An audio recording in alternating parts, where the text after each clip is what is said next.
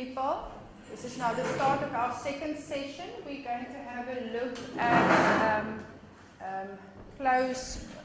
we're going to have a look at our commercial associations. That is in this, chapter 6. No, but please now for this first exam or the assignment, I'll send you an email so that we can just sort out that we are all on the same page with regards to what that means. I missed the meeting yesterday. I had a funeral to go to, so I wasn't there to give you now the exact story. But yeah, we'll email with that. But I want us to split up this sixth chapter and only concentrate on the first 1.5 page of our companies. Okay. And yes, so that is what we are going to concentrate now in this session. I just want to send you around. I have posted this on an example of a title deed, so somewhere under general or something like that. No. But yeah, as I said, when you go, especially if you value your own house or your parents' house, it will perhaps make it more familiar, no? Because you are familiar with the sales price and when it's sold. But otherwise, have a look and see which is which with regards to the title deed. Okay. And, sorry. Okay. Just have a look and familiarize yourself with these people, so that next time you see a title deed, what people sometimes do, they still confuse the sales date and the registration date. Now, people remember the registration date is always after the sales date. No, usually it takes about, say, roughly 3-4 months to have all the paperwork in place so that you can approach the deeds office and get that property registered into your name. No, before that, the property is not yet in your name, so don't move in and start demolishing internal walls and things like that. No, because if something happens, then you have to put everything back as it was. No, until that property is registered in your name, no, it is not yet yours. Okay. Good people, let's have a look. Commercial associations. Here we are just going to have a look at the different forms, no, that sort of legal entities, the different forms that they can sort of take up. As I said, we're not going to look at the sole proprietor or the partnerships. People, sole proprietor, sort of a very risky type of way to organize your business, because this is now a single guy. He takes all the decisions. He's responsible for literally everything, the buck stops with him, and also mostly, especially with regards to liability. No, if something happens there, he misjudges the market or something, he can wipe himself out professionally and personally. No, so it is huge risk taking there to be sort of the boss of your own little firm here. No. Okay, so let's have a look at companies and how they are structured. Sort of legally, and what is the advantages and things of that. Okay. There, the company functions under the Companies Act. It's a more advanced form of ownership, where your sole proprietor would literally be sort of the starting point. Okay. There's 2 forms in South Africa that we can distinguish, namely the private company and the public company. People, public means everybody in South Africa can have a share in this company. Okay.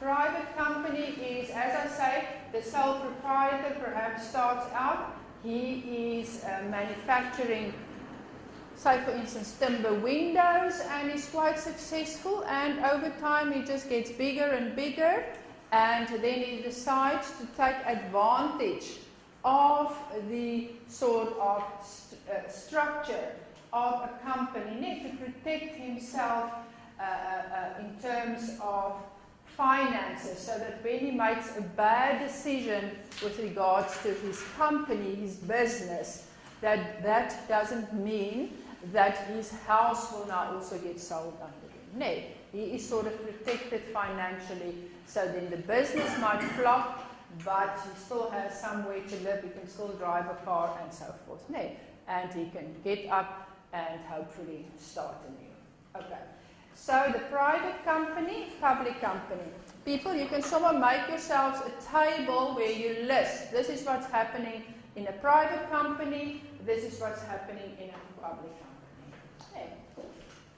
Okay, let's think of something like Discovery, medical aid. I mean, that is a public company.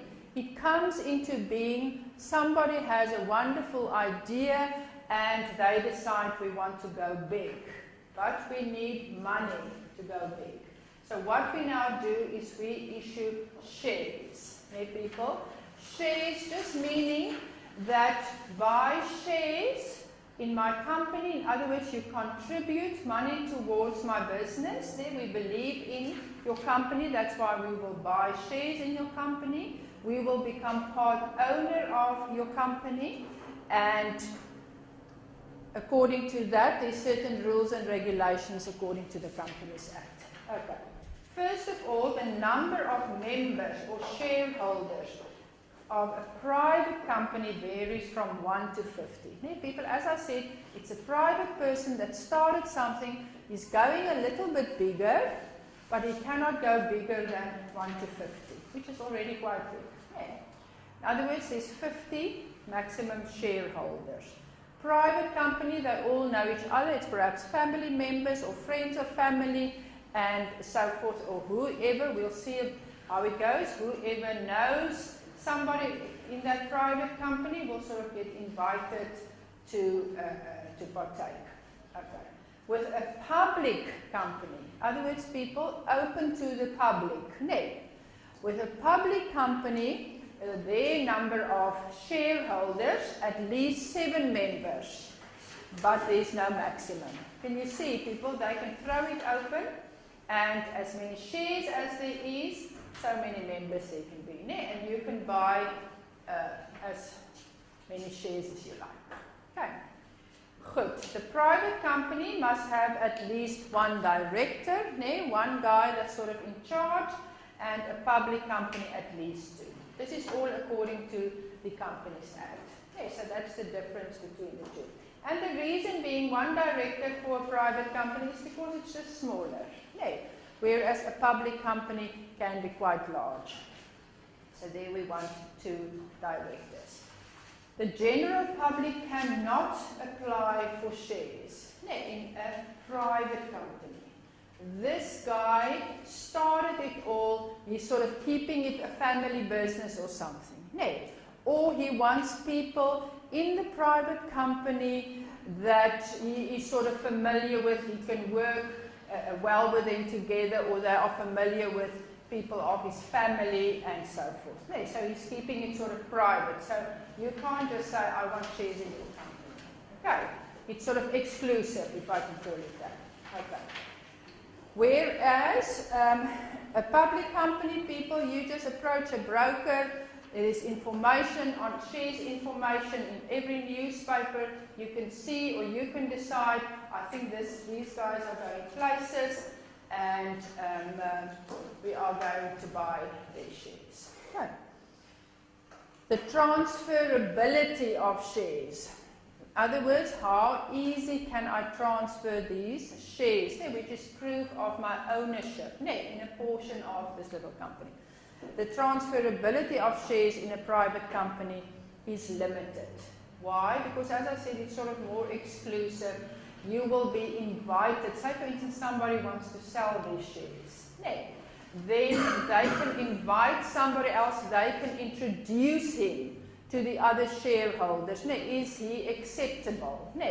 Perhaps he's knowledgeable about, say, real estate, and he is known to the shareholder that wants to leave, and he can tell them, good guy, he knows about this, I can recommend him, sort of something like a personal recommendation, and depending if the board will accept that recommendation, he becomes a shareholder or not.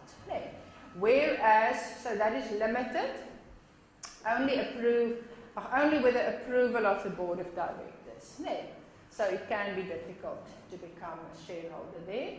Whereas shares in a public company are freely transferable. Yeah, people, if somebody wants to sell their shares because they feel, oh my word, I think I must get out of this company, you know, the share price is just dropping, and they want to sell it, hopefully there will always be a buyer. No, picking up those shares, they might think it's a bargain.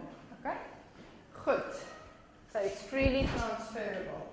Okay, there, a good distinction, the name of the private company has to end with the words Pty Limited or Propriety Limited. Yeah, in other words, ownership is limited.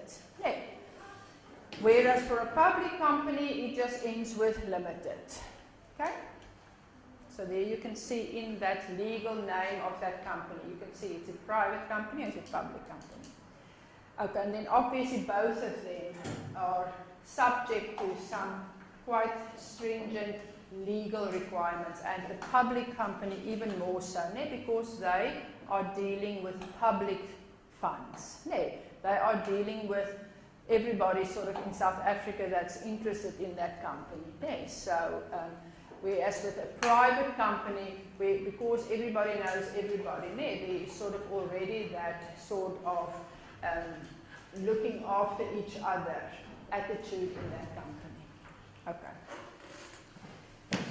Good people. Now, a company has a legal personalities and its assets and liabilities are therefore divorced or separate from the owners or the shareholders. People, that is the attractiveness of a company. As I said, if you make a bad decision business-wise, it will not affect your personal life.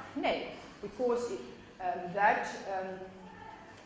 mortgages that you perhaps registered over the property of the business, that will be contained. Whatever happens with that business property, it will be dealt with on the business side of your life. And it won't transfer over to your private life where they say that, okay, we are now also foreclosing on your residential property. Okay. Good. So, obviously the liability of the shareholders is limited to the amount paid by them for their share capital. If the share capital has not been paid in full, the shareholders may be expected to pay up their shares in full, but obviously their liability is only limited to the amount of their shares. That is their maximum liability. Okay. Good people, then the control and authority over the activities. There's only sort of two bodies in that company that deals with that. And that is your board of directors and a general meeting of members. If you keep your eyes open, you will see from time to time there's an advertisement in the newspapers, where they advertise this general meeting. People, and I always encourage my students that you should really start reading the newspapers more than just the front page and the sports pages. People, I promise you, that starting to read the business sector, I must say I'm still not there where I read a business newspaper, that's a bit hectic. But just your local newspaper, if you start to read the business pages, people, after a week or so, there will be a story emerging. You will pick up about this one company, and tomorrow they'll talk about a little bit more, and the next day, and it will be like a story, this is what has happened. And there was a general shareholders meeting, and on that meeting, decisions are made. Sometimes we all prefer to be passive because that's just the easiest thing to do. But I mean, those shareholders can rally together and decide, what, we are not comfortable with the direction that the company is taking. Because remember, at the end of the day, it's decisions of directors that make that. So we want to change the directors. So we want them outvoted. Yeah, we want to bring change here. Yeah, and the shareholders work together to achieve that. Okay. Sure, I remember a couple of years ago in that master's class, a guy came to talk to us. He sort of had this, probably like a private company. He had this small collection of B-grade office buildings here in Cape Town. You know, smaller buildings, not very high rentals, just sort of average buildings. But say, for instance, about 10 or 15 of them, you know. And he perhaps thought, you know what, I now feel like a change. I want to go bigger and perhaps buy A-grade buildings and things like that. And he launched his company on the stock exchange. Ne? People say he became a public company. And within 2 years, he said it literally came out of nowhere, and there was this hostile takeover, where somebody just started buying up all the shares that they could lay their hands on as it became available. And when he opened his eyes, he no longer had a company. He was outvoted and ousted by these guys. So I just thought that was terrible, you know. So, but that is what happens there, because these people, these buyers, see the potential of these little B-grade properties, probably located in excellent locations. He just needs money to spruce it up and to up this rentals, you know, and that guy just thought, I'm coming in and I'm taking over this portfolio, you know. So, I mean, that can happen too. You know? So that is the purpose of these. So there was a shareholders meeting, and these guys just came in with a block vote and said, you're not the director anymore, we are voting in our own guy. You know, so yes. So that's why I'm saying it can actually be quite interesting to read the business pages, for stories like this. Okay. There it is. The operational management of a company is usually entrusted by the articles of the company. Articles of the company just means the rules of the company. This is the rules of conduct. This is what we expect when that is happening. This is who's making the decision in that instance and so forth. They're calling the articles of the company or the articles of association. Okay. The board of directors will have that function in a private company. So a couple of people are elevated sort of to the board of directors, and they will make sort of the executive decisions. How are we going to handle this, and who's doing that? Who are we appointing as a manager of that store, and so forth. But with regards to the public company, there we have that annual members meeting where they can literally delegate the functions and the powers of that managing director. They can make changes there if a lot of shareholders stand together. And people, it's literally like a meeting. It's an annual general meeting. People can stand up and say, the share price has dropped 10% since this director took over. Or we don't understand why you've made that decision, explain it to us. That is a meeting where you take these directors to task, because it is your money that they are using to expand the business. Okay. Good. Then, here it says the only way in which the members of a company can voice their opinions on how the company is running, what is happening there, is at that annual general meeting and with their vote. At the end of the day, it gets put to a vote, and you vote with your number of shares. Okay, so very important. Okay. Good. As in the case of a partnership, people, usually doctors and things like that, I think there's a maximum of 20 to 25 people in a partnership.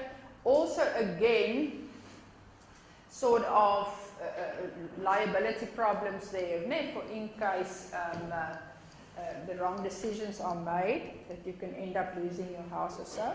But with a company, it has got the advantage that there's a greater number of people that you can accommodate in a company, so you can draw a lot of skills and knowledge into that company to help you make it bigger and better.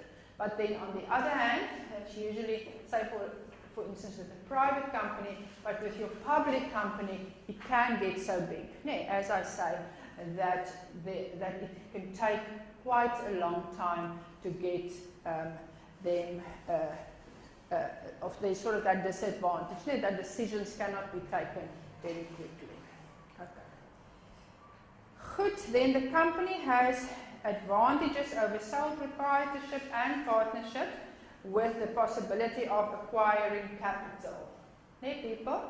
And this applies particularly to the public company. Okay, so in other words, it is easier for them to attract big money. Okay, that is why they're in there. That is why they issued shares in the first place, because we are going big. That mortgage bond that I sent around, a bond of 260 million rand. I don't know if I'll be able to sleep. But I mean, they've got the assets in there, they've got the knowledge and the skills. The banks has got a certain reliance on them in the sense of knowing that we can forward money to these people because we know we will get it back, as well as that interest on that capital. Whereas you can think for yourselves, people, a small sole proprietor, a bakkie builder. It's only him between the bank and disaster. So you can think for yourselves, there's no ways that the bank's going to lend him 260 million rand. Because it's way too risky. It's only one guy with a public company, that risk is split. Okay, people, so financials, are more willing to invest funds in a company than in sole proprietorships. Then the transfer of ownership in a public company occurs by the unlimited and free transfers of shares. People, you can see in the newspapers, there's columns and columns of figures. What's the share price? What was the highest price? What was the lowest price? What did it sell at? It gives you the trading volumes. For those that know how it works, all of that speaks volumes. You can draw graphs with where the shares are going, when should one sell, when should you buy, things like that. So it's very easy to trade it. You just pay a commission for that broker, but I mean then within probably a day or two, you have that share certificates. Okay, so quite easy there. Okay. Good. This takes place by the selling of shares on a private basis, perhaps between two people, also between two companies, or through the stock exchange, the Johannesburg Stock Exchange. Or what sometimes happen, people, is I want to buy your company, so I will give you 10 million shares in my company plus cash or whatever. It will all become one big financial sort of calculation and so forth. But then use the shares. Oh yeah, you probably saw in the newspapers about Whitey Basson. People, you see, you must read the business section. The Whitey Basson, I think he's been the CEO of Shoprite for the last 40 years. Very, very well known, very astute businessman. He took Shoprite from there to there. So I think it was sometime in 2004, something like that. People's Shoprite shares were worth 2 rand per share.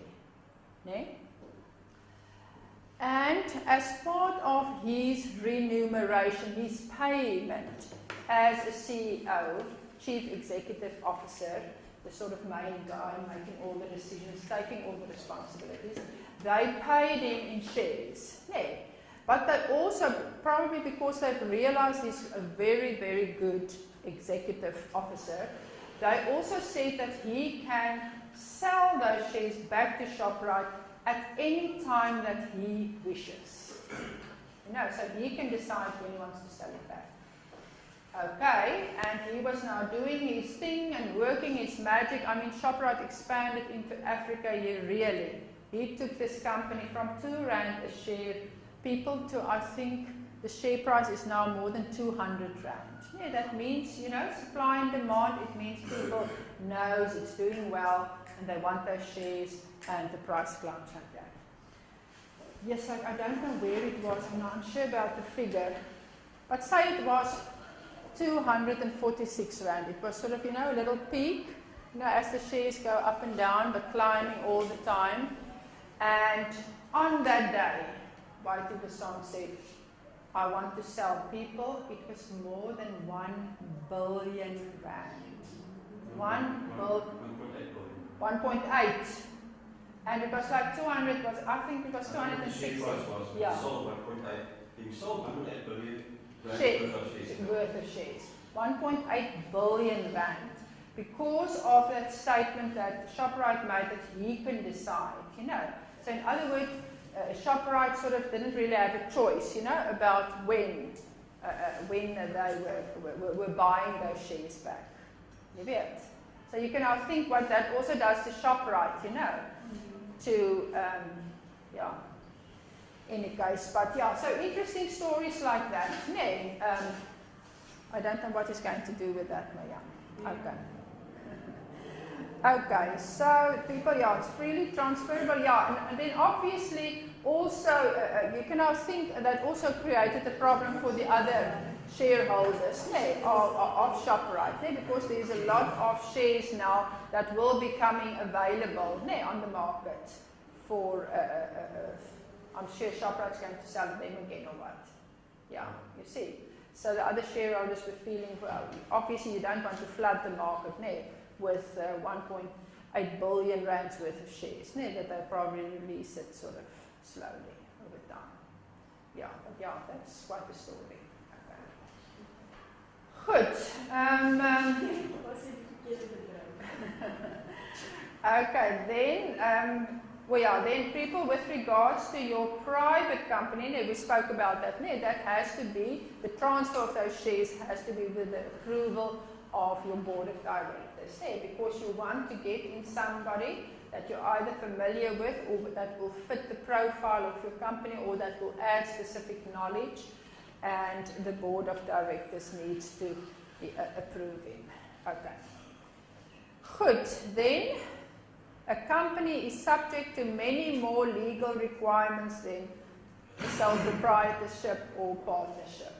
And there's a list, what is it, about 5 of them. First of all, with the establishment and the registration of the company, you have to comply with the Companies Act. So it goes without saying that you have to jump through all that hoop.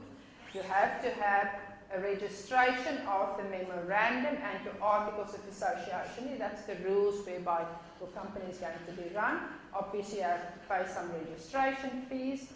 Then you must comply with certain accounting practices. Now, for us valuers, that's very nice, because I think every real estate assets has to be valued every year. So what they have 1 year is it can be like a director's valuation, an in-house valuation, but then every second year they have to get an independent value. So that generates, we value some portfolios for companies where they have this set of valuers 1 year, and we do this, and then they swap it around like that. So it is sort of, if you do your job well, you can create a constant cash flow for you as a valuer. Yeah. So that's according to certain accounting practices. Auditing, so the auditor is also involved with these valuations. They want to understand it from an auditor's side, that it makes sense and so on. Then thirdly, there's certain requirements regarding the rights, powers and duties of the director and other office bearers. People, and I mean these directors get paid a lot of money to attend a meeting. I read the other day, I think it's the speaker, that she received 70,000 rands to attend, because she's the director, on this and this company's board, I mean, it's big money we're talking about. So that is why it's in the newspapers, with the SAA or now Eskom again, if those directors are not following the rules. I mean huge, we are talking about huge salaries here that comes with certain responsibilities and so forth. No. So you want to see that they tick all the boxes with regards to that rights, powers and duties. Okay. Fourthly, legal requirements concerning the dissolution or the liquidation of the company. If you decide this is it, I'm packing up my bags, then obviously there are certain processes that you need to follow for that to happen. And then finally, taxation of the company and its shareholders. So the company pays a fixed percentage of pre-tax profits. Is it what, not 19%?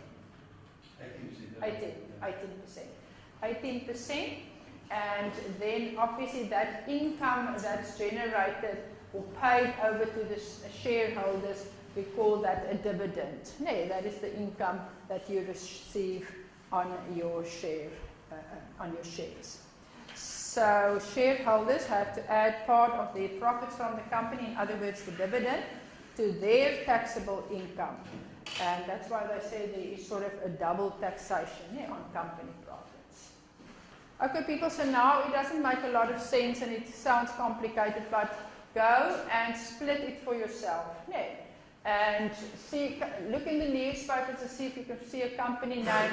Is it limited or PTY limited, to know, okay, it's a private company, it's a public company, and make it for yourself more of a reality. And just sort of understand, you know, board of directors, what does it mean, you know? And yeah, dividends and articles of association. Make sure that you are just familiar with the terminology. If you're familiar with the terminology, then all of this falls in place. Okay. Okay, people, so this is the end of the second session, chapter 6. Only people, just only look at companies for the next assignment, and I'm actually trying to get you a revision test again. Only on mortgages, some for Monday, and for handing that back this second Monday at 11 o'clock at night. I've got some complaints about 12 o'clock in the middle of the day. So yeah, let's make it 11 o'clock on Monday night or whatever.